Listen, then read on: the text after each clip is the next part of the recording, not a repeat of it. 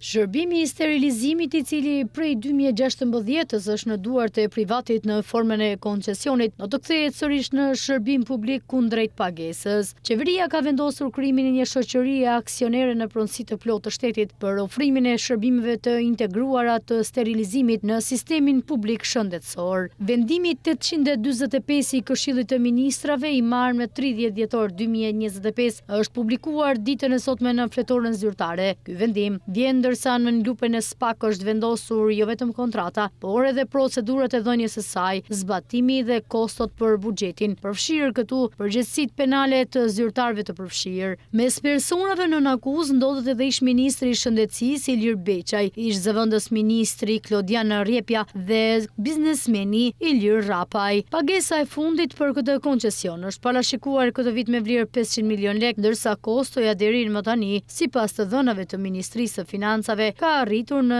15.6 miliard lekë. Shoqëria e re me emrin operatori i shërbimeve të integruara të sterilizimit do të ketë një kapital fillestar prej 200 milion lekësh të financuar nga buxheti i vitit 2026 i Ministrisë së Shëndetësisë dhe Mirëqenies Sociale. Sipas vendimit, OSHIS-SHA do të ofrojë kundrejt pagesës shërbime që përfshin të gjithë ciklin e sterilizimit në sallat kirurgjikale, nga përfshirja dhe i furnizimi me instrumenta sterile dhe materiale një përdorimshe, nga veshjet sterile, menaxhimi i mbetjeve me rrezik biologjik dhe dezinfektimi i ambienteve. Shoqëria do të administrojë gjithashtu stacionin qendror të sterilizimit në QSUT dhe do të menaxhojë proceset e ripërpunimit dhe sterilizimit të instrumenteve të ripërdorshme, përfshirë përdorimin e teknologjive me avull dhe temperatura të ulta, si dhe digitalizimin e të gjithë procesit. Modeli i ri parashikon që shërbimet që ofrohen për të gjitha spicalet publike dhe universitare, rajonale dhe bashkiake në vend. Statuti i shoqërisë lejon gjithashtu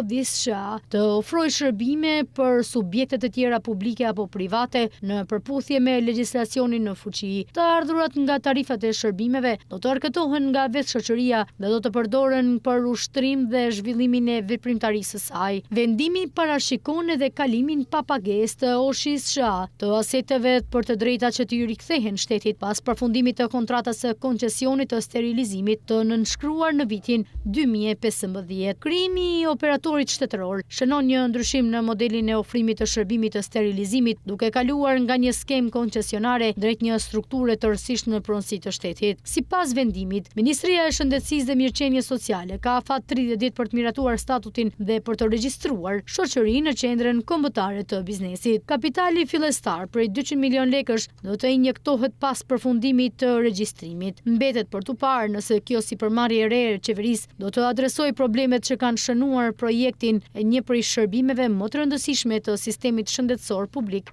në Shqipëri.